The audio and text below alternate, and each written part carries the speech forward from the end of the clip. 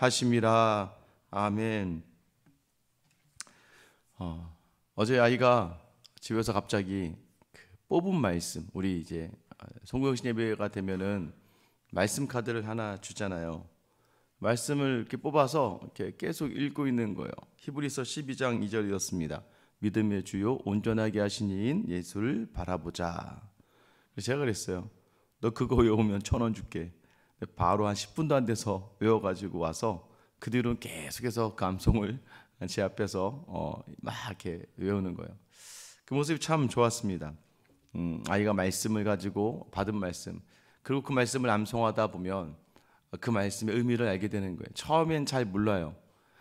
이 믿음이라는 게 그렇습니다. 이 자리에 있는 것이 무엇인가. 여러분, 그 깨달음의 자리는요, 내가 가지고 내가 노력한다고 깨달아지는 건 아니에요. 또 어제는 덜어는 또 이런 부분도 있어요. 어떤 또 우리 집사님께서, 목사님, 제가 새해 뽑은 말씀이 이 말씀인데 제가 이 말씀의 의미를 좀 알았으면 좋겠습니다 라고 해서 연락을 주시더라고요. 참 좋은 것 같아요. 그래서 제가 그 말씀을 이제 그분의 상황에 빗대어서 좀 풀어드렸습니다. 아마 또 받으신 분 중에 혹시 또 궁금하신 분들이면 언제든지 저에게 연락 주시면 그 말씀을 또 한번 이렇게 풀어드리는 것도 참 좋은 것 같더라고요. 시키지 않아도 아이들이 부모가 좋아하는 일을 한다, 시키지 않아다라고 그렇지만 시키지 않아서 부모가 좋아하는 일을 한 게 아니라 부모가 좋아하는 것들을 이제 알아가고 또 그러면서 그 일들을 행하면 부모는 자연스럽게 그 자녀가 더 예쁘죠. 뭐 그러지 않아도 예쁘지만 또 그렇게 부모가 원하는 일들을 하면 더 예쁩니다. 우리의 모습은 어떤가라고 생각해 보시면 돼요. 하나님이 나에게 원하시는 모습은 무엇일까? 여러분, 우리는 이 새벽 정도 나오시는 분들이면 알고 있습니다. 어떻게 해야 하나님이 우리를 기뻐하실까? 바로 우리가 믿음으로 반응하는 건데, 오늘 본문도 여전히 동일하게 시작하는 단어가 있습니다. 어제 이어서 1장에서 가장 많이, 아니죠, 에베소서에서 가장 많이 쓰여지는 단어입니다. 7절에 보면 우리는 그리스도 안에서 그의 은혜의 풍성함을 따라 그의 피로 말미암아 속량 곧 죄사함을 받았느니라. 자, 그리스도 안에서, 그러니까 우리가 이루어지는 모든 믿음의 일들은 그리스도 안에서 엔크러스트, 그러니까 주님 안에서만 되는 거예요. 그러니까 주님을 통해서만 되는 것이고 주님으로 말미암음으로만 되는 거예요. 그러니까 예수 안에서 예수를 담으면, 또는 나의 삶을 예수 안에 담게 되면, 여러분, 그 모든 자리 우리에게 주신 하나님의 은혜가 있는 줄 믿으시기를 축원합니다. 여러분, 그래서 그리스도 안에서 그의 은혜의 풍성함을 따른다는 거예요. 은혜가 항상 풍성하다는 거예요. 부족하지 않다는 걸 이야기하는 겁니다. 예수 그리스도 안에 있으면 여러분 항상 은혜를 주세요. 근데 그 은혜가 우리에게 부족 없는 은혜로 풍성하게 채워주신다는 거예요.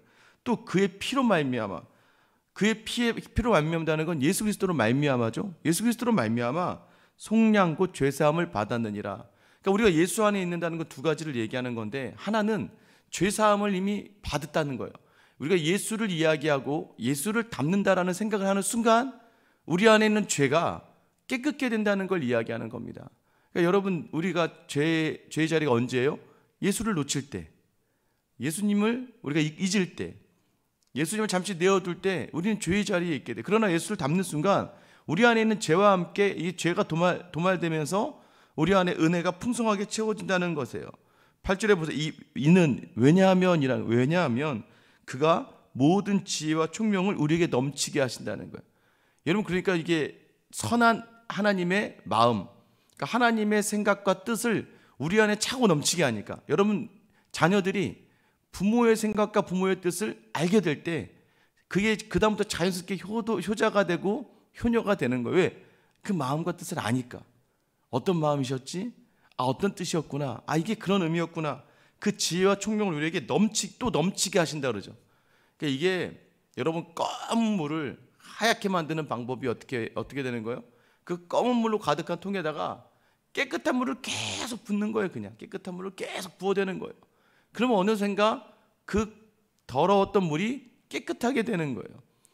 지혜와 총명을 어느 정도냐면 이 안에 있는 게 남지 않을 정도로 풍성하게 부어주신다는 걸 이야기하는 거예요. 여러분, 우리가 그리스도라는 그 이름을 부르고 그리스도라는 생각 안에 잠기게 되면 우리 안에 죄에 대한 모든 것들이 다 사라지고 없어지고 우리 안에 깨끗게 하신다는 거예요. 9절에 보세요. 그 뜻의 비밀을 우리에게 알리신 것이요 그의 기뻐하심을 따라 그리스도 안에서 때가 찬 경륜을 예정하는 것이니 이 모든 자리들이 무엇을 위함인가? 10절이죠. 하늘에 있는 것이나 땅에 있는 것이나 다 그리스도 안에서 통일되게 하려 하심이라. 여기서 통일되게 하다라는 게 뭐야? 하나가 된다. 그러니까 하늘의 뜻과 땅의 뜻이 하나가 되게 하신다. 그러니까 하늘에서 이루어진 것처럼 땅에서도 이루어지이다. 이게 무엇을 이야기하는 거예요? 온전한 회복을 이야기하는 거예요. 그러니까 여러분, 이 땅이 왜 무너졌습니까? 인간의 불순종이에요. 갈등입니다. 갈등과 분열의 모든 자리는 인간의 죄 때문에 생겨난 모든 어려움들이. 그런데 이미 그리스도 안에 있으면 이전의 모든 것들을 다 씻어낼 만큼 그 예수님의 그 사랑과 은혜가 부어지기 때문에 이제 모든 것들이 회복된다는, 내 안에 하나님을 향한 갈망하는 마음과 하나님이 원하시는 삶의 자리가 통일된다는 거예요. 그러니까 하늘의 뜻을 내 삶에 이루어지게 하시기 위하여 그리스도 안에서 우리를 있게 하셨다라는 거예요. 여러분, 그리스도 안에 있을 때 우리 안에 불평과 원망이 사라진다는 걸 놓치지 마셔야 돼요. 우리가 이미 가장 귀한 것을 받은 가장 귀한 하나님의 자녀라는 걸 놓치지 않는 여러분 되시기를 축원합니다. 이것을 놓치니까 자꾸 무너지는 거예요. 예전에 어느 이야기를 본 적 있어요. 꽤 오래됐는데 시골에 계시는 할머니 혼자 살고 계셨는데 아들이 열심히 서울에 가서 열심히 살아서 그래도 조그만 사업을 해서 먹고 살 정도, 또 어느 정도 나눌 정도 됐나 봐요. 근데 어느 날 보니까 이 할머니가 세상을 떠나셨는데 경찰이 조사를 해보니까 영양실조인 거예요.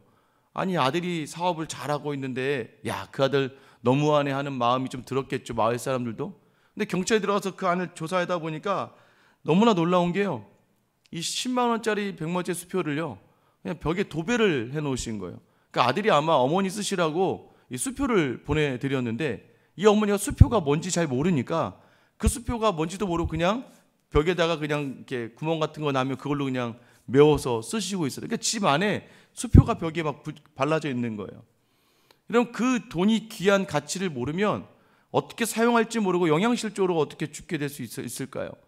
여러분, 우리가 가장 귀한 것을 붙들고 있는 사람들인데 우리가 그것을 놓치면 마치 영양실조 되어 죽는 것 같이 우리의 삶에서 누릴 수 있는 하루를 누리지 못한다는 거예요.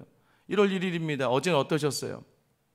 자꾸 인간적인 것 생각하고 내게 주어지지 않는 것 생각하고 세상의 것을 담기 시작하면요, 여러분, 휴일 같지 않은 건 무엇입니까? 자꾸 좋지 않은 생각들, 불편한 생각들, 힘든 것들에 묵상하다 보면 몸이 더 힘들어지고 어려워지고 더 지치게 되는 거예요. 근데 여러분, 그때 그리스도 안에 담기면 여러분 그 자리에서 우리가 좌절하거나 낙심하지 않고 더 말씀을 붙들고 더 생명을 경험하며 내 것을 포기하더라도 손해보지 않는, 왜요? 예수님 때문에 내려놓는 거니까 여러분 그 자리를 바꿀 수 있는 능력이 우리 안에 있다는 겁니다. 여러분, 이미 우리에게 주신 가장 가치 있는 것, 그 복이 우리에게 있는데 올 한 해만큼은 그리스도 안에 있는 날이 더 많아서 여러분이 복을 경험할 수 있게 되기를 예수님의 이름으로 축원합니다. 여러분, 그 그리스도 안에 담겨져 있을 때 우리가 깨끗게 되고 풍성하게 되는 거예요. 그래서 11절에 보세요. 모든 일을 그의 뜻의 결정대로 일하시는 이의 계획을 따라 우리가 예정을 입어 그의 안에 기업이 되었으니 이는 우리가 그리스도 안에서 전부터 바라던 그의 영광의 찬송이 되게 하려 하심이라. 제가 어제 11절 말씀드렸는데 모든 일을 그의 뜻대로 결정하시는 이의 계획, 세상의 모든 계획은 하나님이 주관하신다는 거예요. 그런데 하나님이 주관하시는 일 중에 하나님이 가장 의지를 가지신 일이 뭐냐? 우리를 예정하셔서, 그러니까 우리를 창세전부터 예정하시고 택하셔서 우리로 하여금 그 안에서 기업이 되게 하셨다. 이 기업이란 단어가 상속자들이 되게 하셨다는 의미예요. 상속자가 되게 하셨다는 거예요. 우리로 하여금 마음껏 누릴 수 있는 풍성함을 주셨다는 거예요. 여러분, 재벌이 어떤 거지 같은 아이를 하나 데려다가 자기 아들을 삼았단 말이에요. 이 아이는 이제 거지가 아니에요. 재벌이 아버지가 재벌이면 이 아들은 뭐 돈 몇백원 몇천원 쓰는 거에 눈치 보이는 아이가 아니에요. 아버지가 재벌이라서, 그럼 이제 아버지가 된 이 재벌의 아들답게 살아야 되는 거죠. 누리면서 살아야 되고 여유 있게 살아야 되고 넉넉하게 살아야 돼요. 하나님이 그것이 우리 유일한 자신의 가장 큰 의지를 담은 하나님의 계획이었다는 거예요. 그래서 왜 우리를 그 상속자의 자리에 있게 하셨느냐? 12절에 보여요. 영광의 찬송이 되게 하려 하심이라. 영광의 찬송이 되게 하신다. 하나님의 영광의 찬송이 바로 우리다라는 걸 얘기하는 거예요. 너희가 바로 찬송이다. 너희가 바로 그 하나님께 영광을 돌리는 그 직접적인 도구가 되는 것이다라고 이야기하는 거예요. 여러분, 상속은요, 받아야 누리는 거예요. 상속이 되었다고 취하지 않으면 안 되는 거예요. 그 취하는 방법이 뭐예요? 그리스도 안에 있을 때 우리는 마음껏 하나님의 자녀의 삶을 누릴 수 있는 거예요. 그러니까 이 땅의 것들에 신경 쓰지 않고 일희일비하지 않는 거예요. 왜요? 하나님께 속한 사람이고 하나님의 자녀이기 때문이에요. 여러분, 그 안에 온전히 상속함을 누리는 저 여러분 되시길 예수님의 이름으로 축원합니다. 근데 우리는 그렇게 살다가 이렇게 궁금해해요. 그걸 어떻게 알아요? 그게 가능해요? 여러분, 그래서 13절 14절 그 안에서 너희도 진리의 말씀 곧 너희의 구원의 복음을 듣고 그 안에서 또한 믿어 약속의 성령으로 인치심을 받았으니. 자, 이제 너희가 복음을 듣잖아. 이 구원의 복음을 듣는 거, 이거 아무나 듣는 거 아니라는 거예요. 들어도 들리냐? 들리지 않는다는 거예요. 아까 말씀드렸잖아요. 무슨 뜻인지 몰라요, 세상은. 그냥 좋은 뜻이겠지, 그렇게 넘어가지만 믿음의 사람들은 이 복음이 들려요. 예수가 보여요. 더 나아가서 내 안에 약속의 성령으로 인치심을 받았다라고 얘기해요. 그러니까 왜 듣냐면 성령이 우리 안에 있기 때문에 그 말씀이 들리고 그 말씀이 믿어진다는 거예요. 이것이 바로 뭐야? 인치심. 14절에 보면 이는 우리 기업의 보증이 되사라고 얘기해요. 그러니까 결국 성령을 우리에게 주신 것이 우리에게 보증이라는 거예요. 너희 안에 성령이 있기 때문에 이 복음이 들리는 거야. 복음이 들리고 복음이 믿어지는 거야. 이 새벽에 나온 여러분들, 하나님이 천지를 창조하심을 믿으시잖아요. 예수가 우리를 위해 이 땅에 오셨고 고난받으셨고 십자가에 달려 죽으시고 장사한 지 사흘 만에 부활하셨고 부활하셔서 승천하셨고 승천해서 하나님 우편 보좌에 앉아 계시다가 이 땅에 다시 오실 것을 믿으시잖아요. 여러분, 이걸 믿게 되는 게 뭐예요? 성령이 우리 안에 있기 때문이에요. 성령이 아니고서는 예수를 주시라 할 수 없느니라. 주님이라는 이 단어는요, 쉽게 못 나와요. 옆에 있는 분에게 주님이라고 할 수 있어요? 옆에 있는 분에게 주인이라고 할 수 있어요? 모르는 지나가는 사람에게 주인이라고 할 수 없어요. 여러분, 모르는 사람에게는 주인이라고 할 수 없고, 알아도 정말 저 사람이 나의 인생에 정말 구원할 수 있는 유일한 메시아다, 유일한 구원주다라는 확신이 있지 않으면 주님이라는 표현을 할 수가 없어요. 그런데 우리 안에 있는 성령이 우리 안에 있는 우리를 그 안에 있게 하신 예수 그리스도를 주님이라 부르는 그 자체가 우리에게 이 풍성함을 주신 것, 우리에게 인치신 보증으로서 우리에게 일하신다는 거예요. 자, 그래서 그 얻으신 것을 속량하시고 그 영광을 찬송하게 하려 하십니다. 그 영광, 아까 우리 그 영광이 찬송이 되게 한다고 했어요. 근데 이번에 그 영광의 찬송을 하게 하신다는 거예요. 결국 뭐예요? 하나님은 우리를 기뻐하시면서 우리를 통해 영광 받으시고 싶다는 걸 이야기하는 거예요. 그 영광 받는 사람의 특징이 뭐예요? 그리스도 안에서 늘 주님 뜻대로 나아가는 사람이라는 것을 이야기하고 있는 거예요. 여러분, 오늘 우리가 어떤 존재인가? 여러분, 암담합니다. 힘들어요. 지쳐요.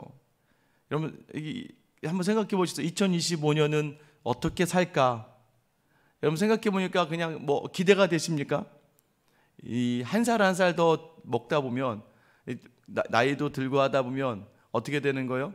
몸이 이제 아파져 가고, 더 예전처럼 막 열정적이지도 않고, 예전처럼 막 특별한 뭔가 막 기대와 소망보다는 뭐가 많이 알면 사람이 세상의 지식이 많아지면요, 이 두려움이 가득하게 됩니다. 두려워져요. 염려가 돼요.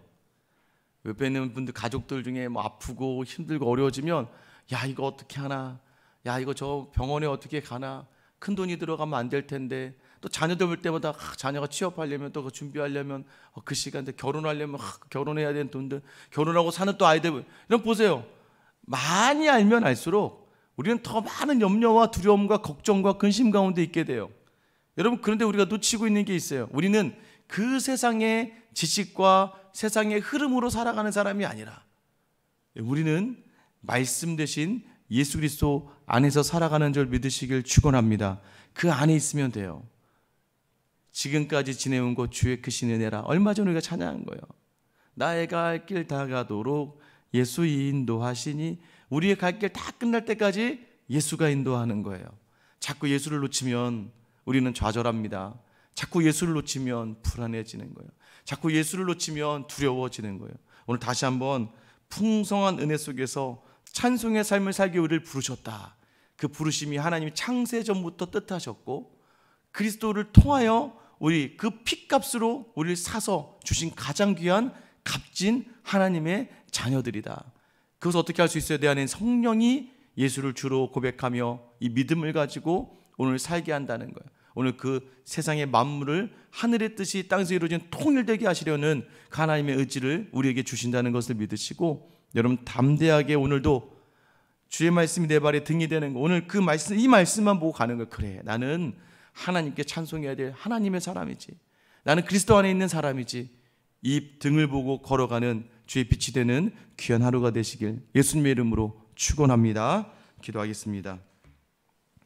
사랑의 하나님, 하루의 시간은 우리에게, 또 2025년 한 해의 시간은 우리에게 두려워지고 염려가 되고 무서워지며 하나님 근심이 있게 될 수밖에 없지만, 주님 그러나 그리스도 안에 있으면 늘 새롭게 하시며 그 안에 기쁨과 즐거움과 만족을 풍성하게 주시는 줄 믿사오니, 하나님 오늘도 여러 가지 기도의 제목을 가지고 두려움 가운데 나온 주의 자녀들이 있다면, 아버지 하나님 오늘 그리스도 예수 안에서 주시는 풍성한 은혜를 경험하는 귀하고 복된 하루가 되게 하여 주시옵소서.